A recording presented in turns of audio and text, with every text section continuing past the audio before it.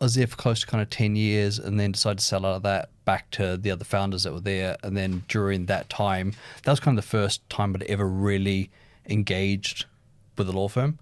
And just that whole process of just being like super obscure, you go in and try and talk to them about, hey, what do I do? And I just didn't have any experience dealing with lawyers. I didn't know how to instruct them. I just felt intimidated.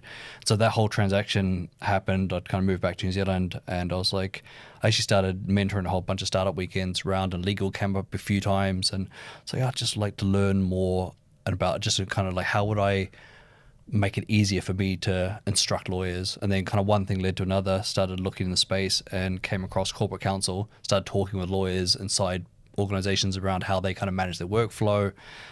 And so the kind of the idea kind of evolved. And then during that process, I had a co-working space I set up.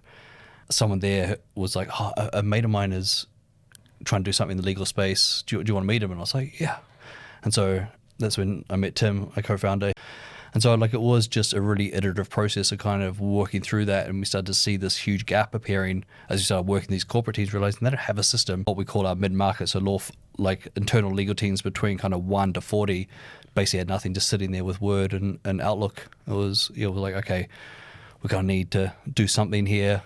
And every little step along the way is like, okay, there was like, oh, this feels like there's something here. And then they got to stage where like, okay, this is too big to kind of turn down, and we just kind of